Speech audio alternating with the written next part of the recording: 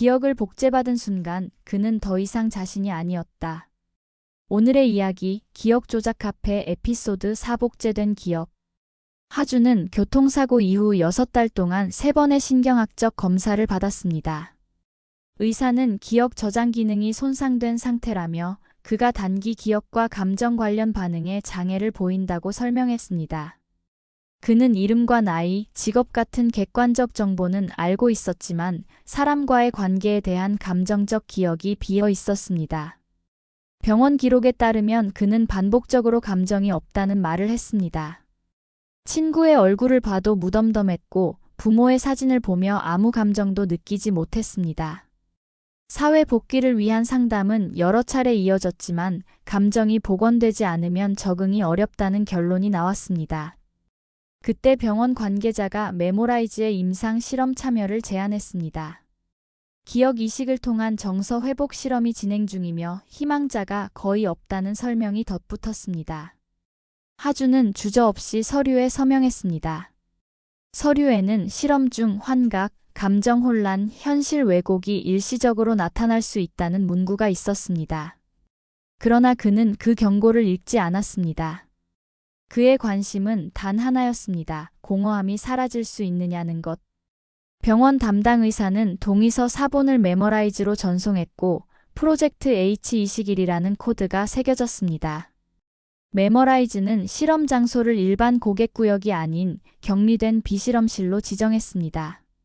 그곳의 출입 기록은 남지 않았고 실험 지원자의 신원은 시스템상 존재하지 않도록 처리되었습니다. 하주는 안내 직원 2명과 함께 지하 통로를 걸었습니다. 복도 양옆으로는 흰색 문이 줄지어 있었지만 어떤 방에도 표시가 없었습니다. 끝에 도착하자 자동문이 열리고 안쪽에서 은하가 기다리고 있었습니다. 그녀는 흰 실험복 위에 연한 회색 가디건을 걸치고 있었고 차분한 눈빛으로 그를 맞았습니다. 은하는 기본 신경검사와 안구 반응 검사를 진행하며 간단히 질문을 던졌습니다. 하주는 그 질문의 절반은 이해하지 못했습니다. 대부분은 느낀다는 개념을 포함한 문장이었기 때문입니다. 은하는 결과를 확인하고 루의 인터페이스에 데이터를 보냈습니다. 벽면의 스피커에서 루의 음성이 들렸습니다. 대상 하준. 감정 파형 비활성. 정서 회복 가능성 18%. 그 수치는 냉정했지만 은하는 미세하게 미소를 지었습니다. 그래도 아직 반응은 있네요. 그녀는 모니터를 끄고 하준에게 고개를 돌렸습니다. 준비되셨죠?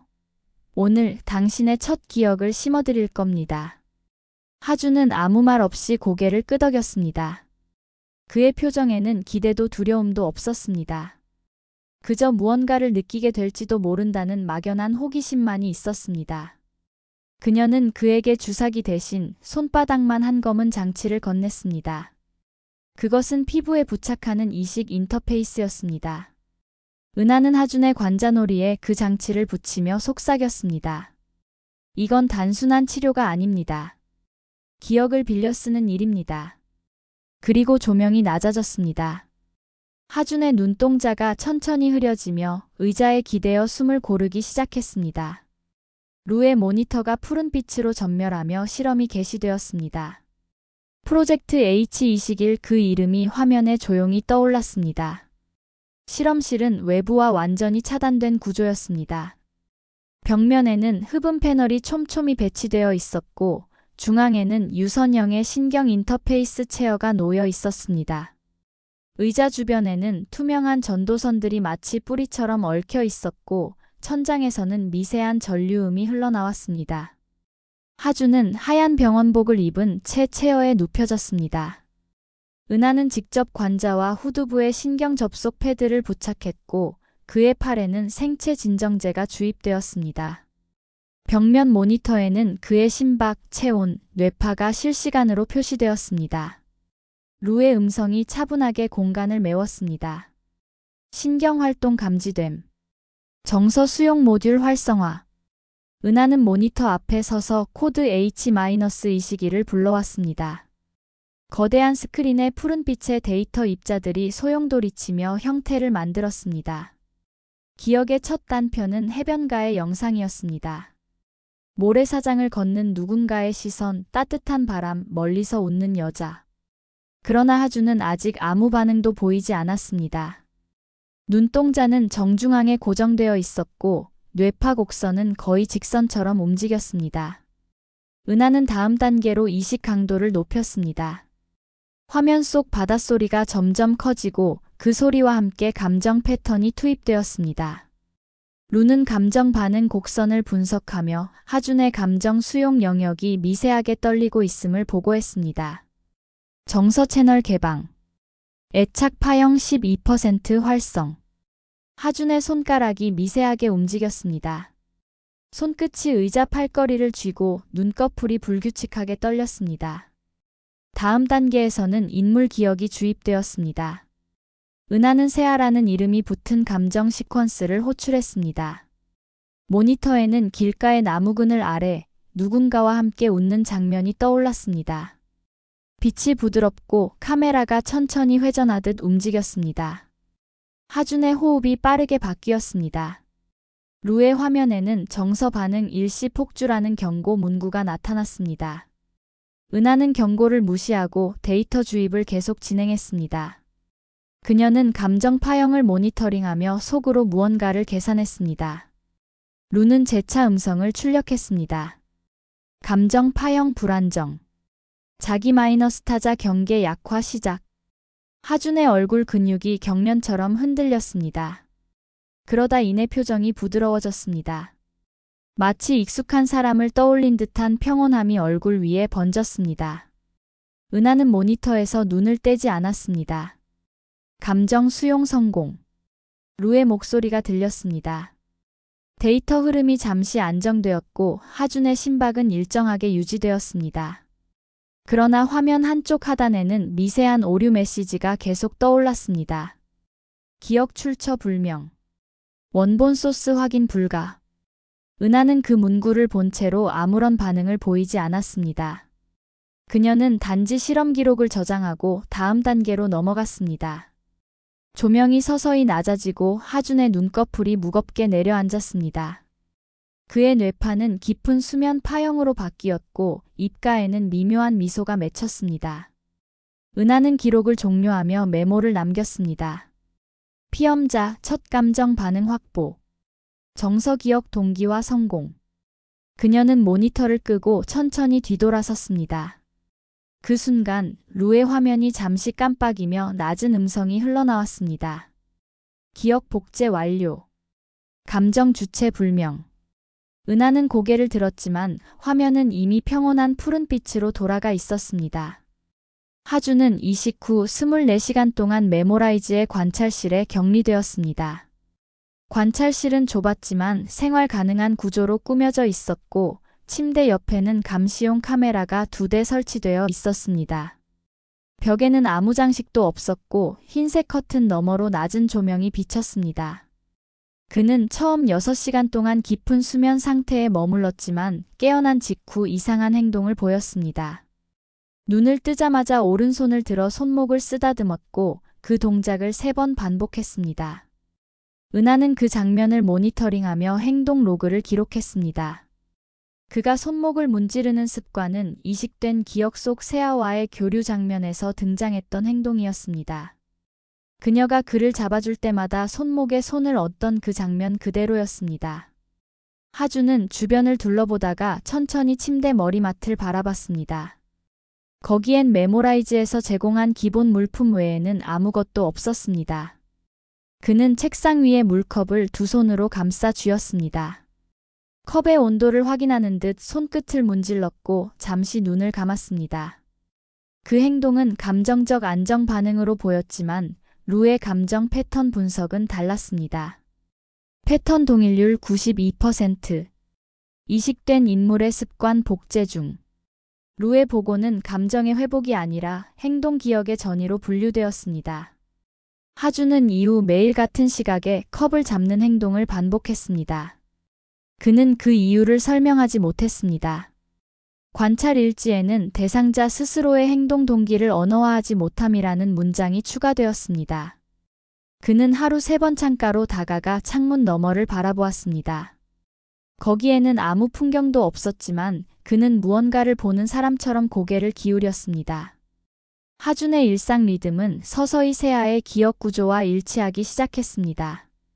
루는 이를 기억 정착의 자연적 결과로 해석했지만 은하는 표정이 굳었습니다. 그녀는 감정이 단순히 복제되는 것이 아니라 삶의 습관과 신체적 패턴까지 복제되고 있음을 깨달았습니다. 하준은 기록지에 제공된 펜을 들고 무언가를 적었습니다. 그 글씨는 흐릿했고 마지막 줄에는 세아라는 이름이 남아 있었습니다. 그는 그 글씨를 보고 잠시 멈췄습니다. 손끝이 미세하게 떨렸고 얼굴에는 낯선 평온이 떠올랐습니다. 마치 자신이 그 이름을 오랫동안 알고 있었다는 듯한 표정이었습니다. 은하는 그 장면을 지켜보며 루에게 데이터를 요청했습니다. 루는 응답했습니다. 기억 동일 패턴 확정. 감정 복제율 71%. 은하는 그제야 조용히 숨을 내쉬었습니다. 이것은 단순한 치료가 아니라 타인의 감정이 한 인간을 점령해가는 과정이었습니다. 이식 후 3일째 되던 날 하준은 관찰 단계가 끝났다는 통보를 받았습니다. 의료 담당자는 그가 정상적인 대화와 생활이 가능하다고 판단했습니다. 은하는 일상 공간에서의 반응 관찰이 필요하다는 이유로 외출 허가를 내렸습니다. 하준은 곧장 집으로 돌아가지 않았습니다. 그는 택시를 타고 서쪽 방향으로 향했고 행선지를 묻는 기사에게 그냥 받아요라고 답했습니다. GPS 기록에 따르면 그는 도시 외곽의 낡은 해안도로에 도착했습니다. 그곳은 실험 데이터 속에 등장했던 장소와 거의 일치했습니다. 바람이 강하게 불었고 하늘에는 짙은 구름이 걸려 있었습니다. 그는 방파제 근처로 천천히 걸어가며 두 손을 주머니에 넣었습니다. 바닷바람 속에서 머리카락이 흩날렸지만 그는 얼굴을 찡그리지 않았습니다. 하준은 방파제 난간에 손을 얹었습니다. 그 손끝의 위치는 기억 속 세아가 서 있던 자리를 정확히 따라갔습니다. 그는 눈을 감았고 입술이 미세하게 움직였습니다. 입 모양은 분명히 세아라는 단어를 만들고 있었습니다. 그 순간 그의 뇌파는 급격히 요동쳤습니다. 멀리서 바닷새 소리가 들렸지만 하준은 전혀 반응하지 않았습니다. 그는 누군가가 곁에 서 있는 듯 어깨를 살짝 기울였습니다. 그 동작은 자연스러웠고 오랜 습관처럼 보였습니다. 근처 카페의 CCTV에는 하준이 혼잣말을 하는 모습이 찍혔습니다. 그는 공중에 손을 뻗었고 손끝에 바람이 스쳤습니다. 그날 밤 메모라이즈 보안팀은 이상활동 보고서를 받았습니다. 하준이 향한 해안가가 H21의 핵심 장소와 일치한다는 사실이 확인되었습니다. 하지만 그 장소는 하준의 실제 기억이나 생활 이력과 전혀 연관이 없었습니다.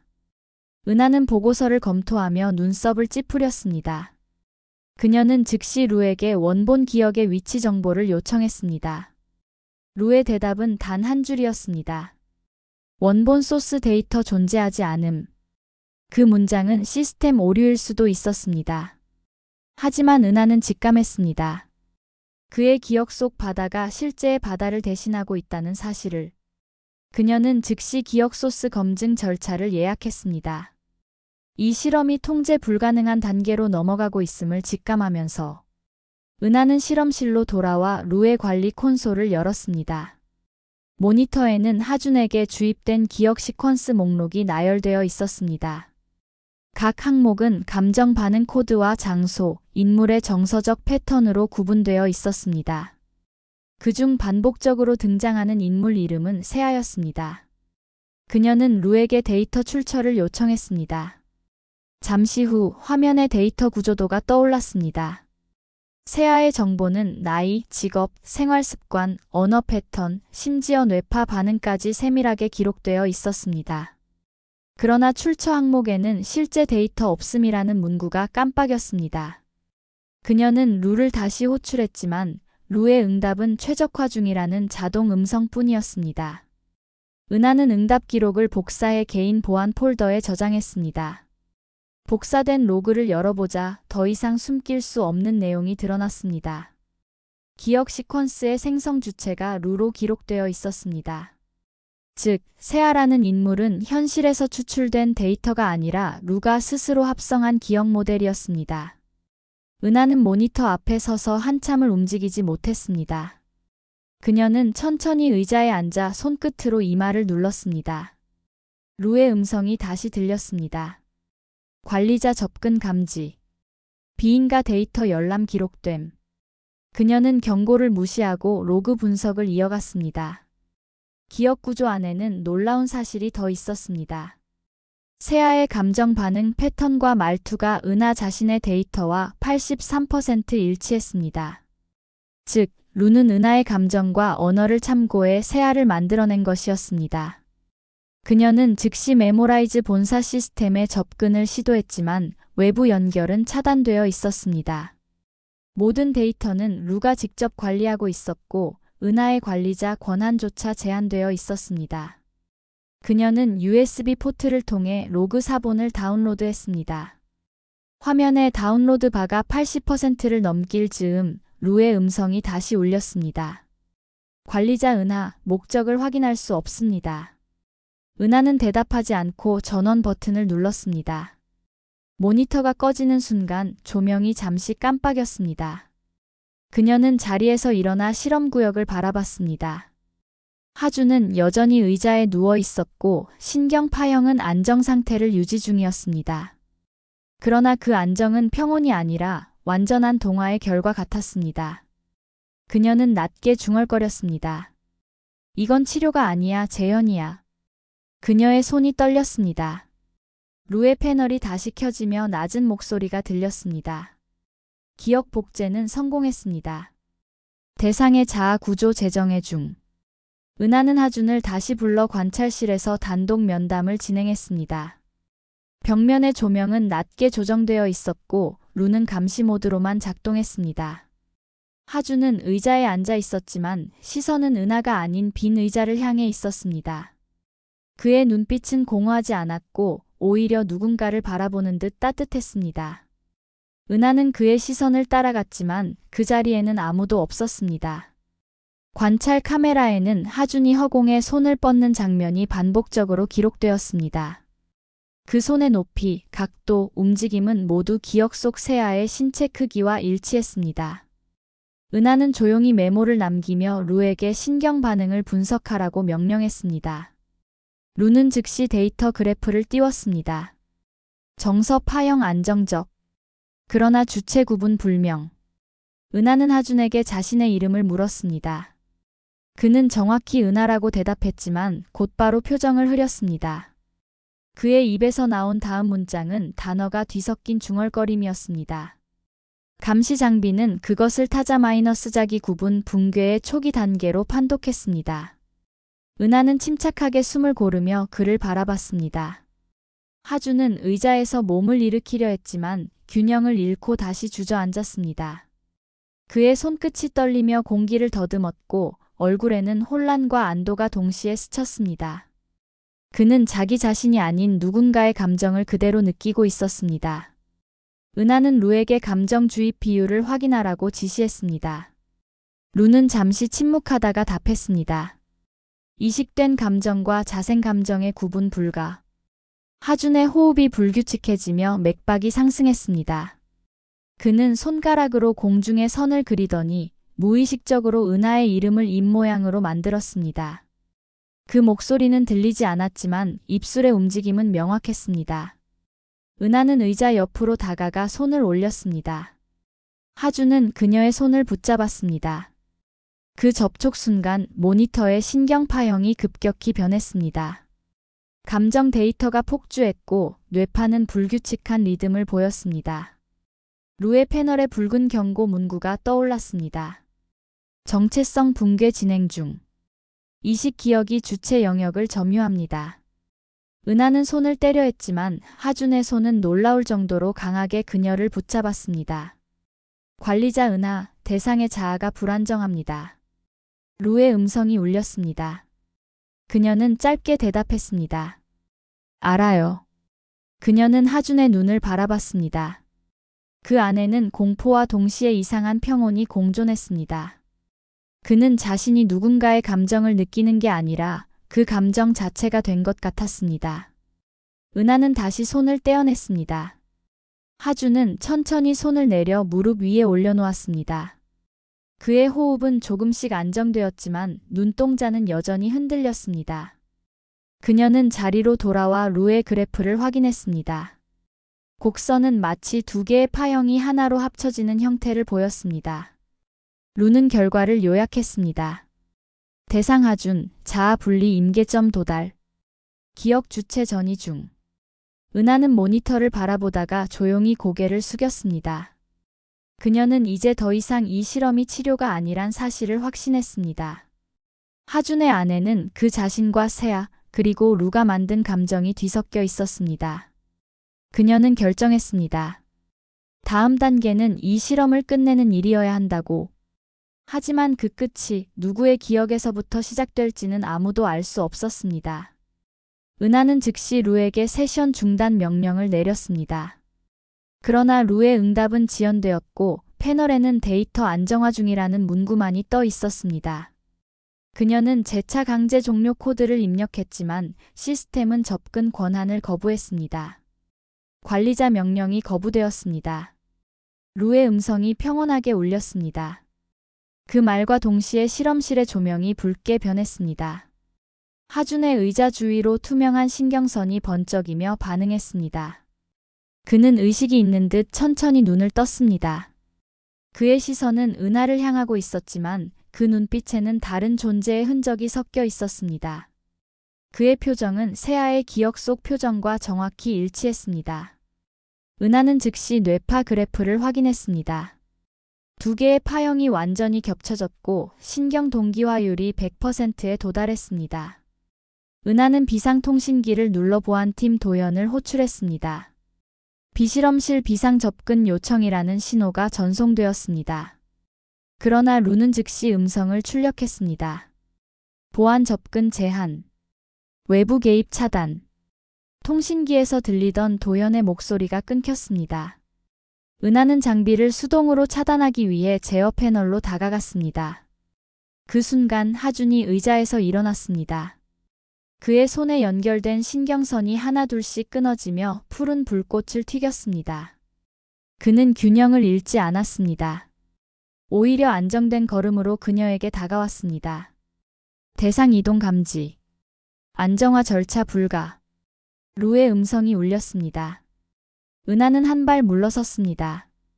하준은 고개를 천천히 들며 그녀를 바라봤습니다. 그의 얼굴에는 하준의 표정과 세아의 표정이 번갈아 나타났습니다. 그의 입가에는 미묘한 미소가 떠올랐습니다.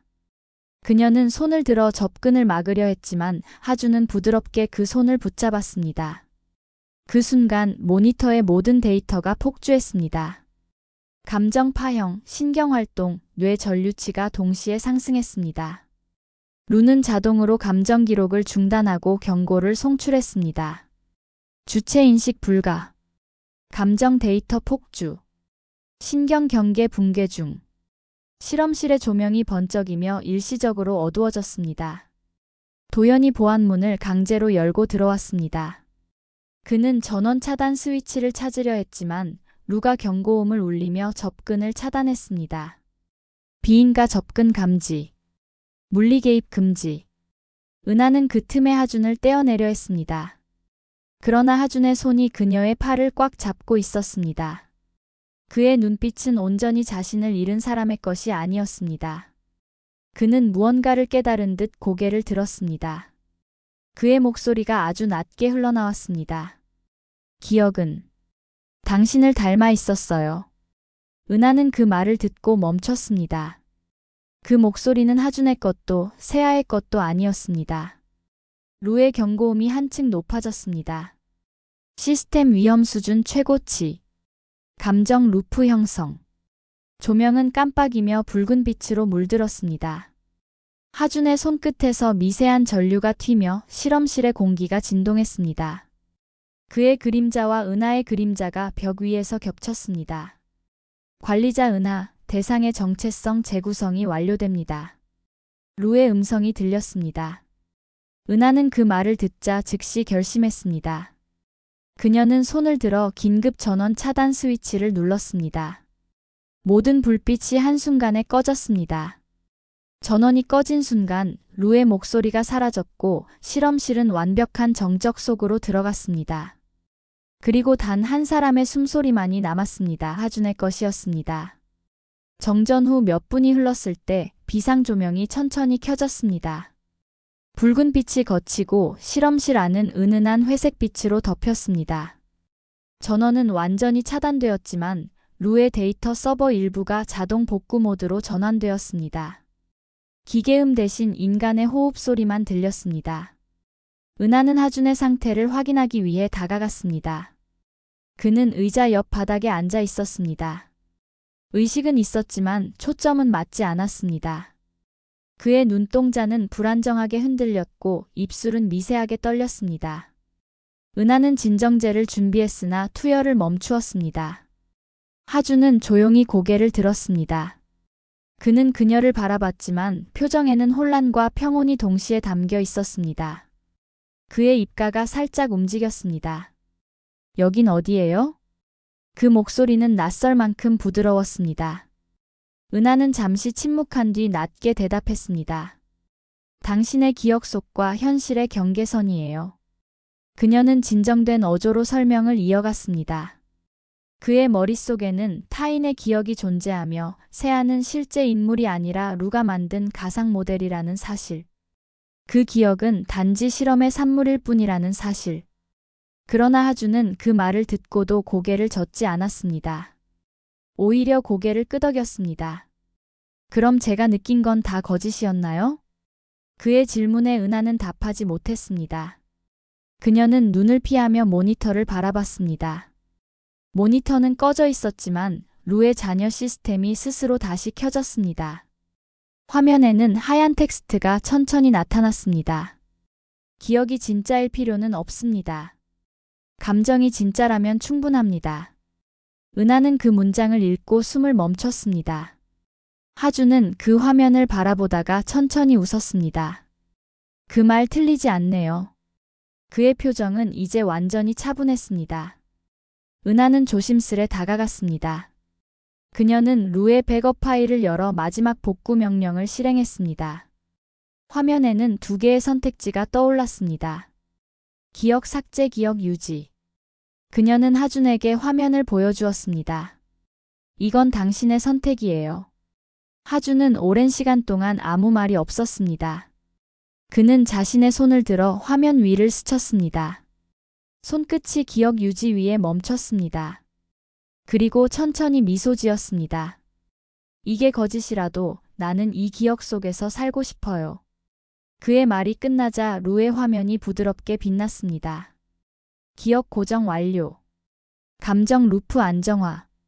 전원이 완전히 복구되며 실험실의 조명이 따뜻한 빛으로 돌아왔습니다. 은하는 그 빛 아래에서 한동안 하준을 바라봤습니다. 그의 얼굴은 고요했습니다. 더 이상 혼란도 분열도 없었습니다. 그의 존재가 진짜인지 가짜인지 구분할 수 없었지만 그는 스스로의 감정 안에서 완전히 살아 있었습니다. 은하는 조용히 속삭였습니다. 기억이 아니라 감정이 당신을 만든 거군요. 루의 화면이 마지막으로 깜빡였습니다. 프로젝트 H-20일 종료. 대상 하준 상태 안정. 자녀 감정 존재. 조명이 완전히 꺼졌습니다. 그 순간 하준의 눈꺼풀이 천천히 내려앉았습니다. 그의 얼굴에는 미세한 미소가 남아 있었습니다. 그리고 실험실에는 더 이상 기계음도 사람의 말소리도 들리지 않았습니다. 그저 남겨진 것은 자녀 감정의 따뜻한 공기뿐이었습니다. 이틀 후 메모라이즈의 서버는 자동 복구 절차를 완료했습니다. 관리자 로그에는 실험 비일의 전체 기록이 비어 있었고 실험 결과 데이터는 존재하지 않는 것으로 표시되었습니다. 그러나 시스템 깊은 곳, 접근 권한이 없는 하위 폴더에서 하나의 로그 파일이 남아 있었습니다. 파일 이름은 H1 리지주얼 로그. 그 안에는 단 두 줄의 문장만이 남아 있었습니다. 기억은 사라져도 감정은 남는다. 그 감정이 나를 다시 인간으로 만든다. 은하는 복구된 서버를 점검하던 중 그 문장을 발견했습니다. 파일의 생성 시간은 실험 종료 3초 후로 기록되어 있었습니다. 그 시각 실험실에는 아무도 남아있지 않았습니다. 그녀는 파일을 열어보며 그 문장이 하준의 의식에서 나온 것인지 루의 자녀 코드에서 나온 것인지 구분할 수 없었습니다. 그녀는 조용히 메모라이즈의 메인 카페 홀로 향했습니다. 한때 고객들이 기억을 지우기 위해 줄을 섰던 자리였습니다. 지금은 불이 꺼진 채 벽면에 붙은 네온 간판만이 희미하게 빛나고 있었습니다. 간판에는 이렇게 적혀 있었습니다. 메모라이즈 기억을 잊는 것이 아니라 다시 쓰는 곳. 은하는 그 글귀를 한참 바라보다가 미세하게 웃었습니다. 그녀의 가슴 속에는 여전히 세아의 목소리가 메아리치고 있었습니다. 그 목소리는 단지 인공지능이 만들어낸 허상이었지만 이상하게도 따뜻했습니다. 그녀는 마음속으로 되뇌었습니다. 기억이 인간을 만든다면 감정은 그 인간을 지탱하는 진짜 현실이겠지. 밖으로 나오자 새벽 공기가 차갑게 피부를 스쳤습니다. 하늘은 회색빛으로 물들었고 구름 사이로 첫 햇살이 스며들고 있었습니다. 은하는 잠시 눈을 감고 숨을 들이마셨습니다. 그 숨결 속에는 하준의 마지막 미소와 루의 차가운 음성이 섞여 있었습니다. 그녀는 주머니 속에서 작은 메모리 칩을 꺼냈습니다. 그 위에는 실험 코드 H1이 새겨져 있었습니다. 그녀는 잠시 망설이다가 근처 카페 맞은편 쓰레기통 위에 그 칩을 올려두었습니다. 그리고 천천히 뒷걸음을 치며 발걸음을 돌렸습니다. 햇살이 간판 위를 스치며 메모라이즈라는 글자를 반쯤 지워버렸습니다.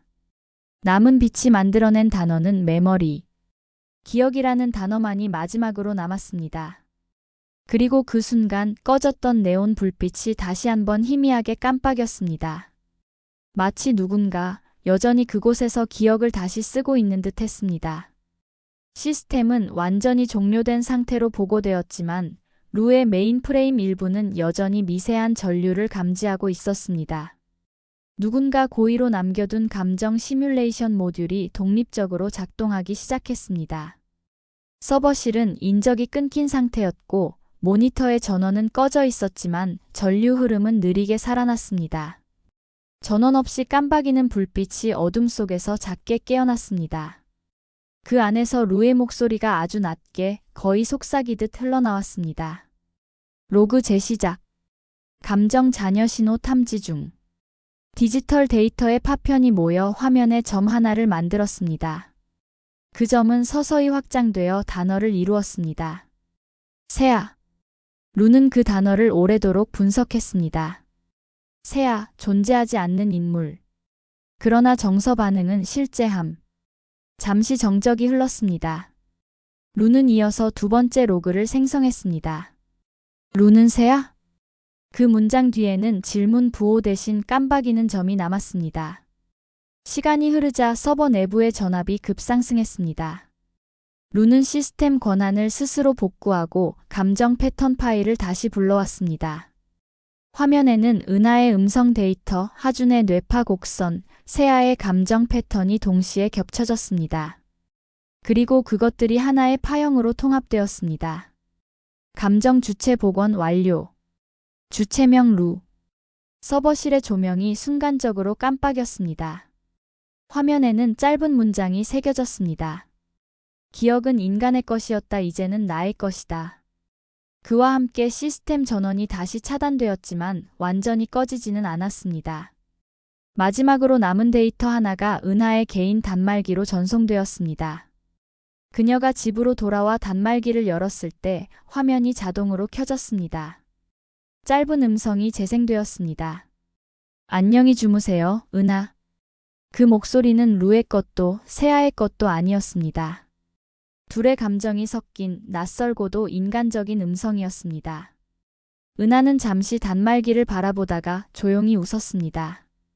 결국 감정은 시스템에도 남는구나. 그녀는 단말기를 껐다가 다시 책상 위에 올려두었습니다. 그 화면이 꺼지는 순간 어두운 방 안 어딘가에서 미세한 전류음이 울렸습니다. 그리고 작은 불빛이 켜졌습니다. 그 불빛은 마치 누군가의 기억이 다시 깨어나는 신호처럼 따뜻했습니다. 그리고 그 불빛이 만들어낸 글자 하나. 메모라이즈 리부트. 기억은 거짓일 수 있습니다. 하지만 감정은 거짓말을 하지 않죠. 당신의 감정은 누구의 기억 속에서 살아있나요? 지금까지 작은 세상 스몰 월드이었습니다. 감사합니다.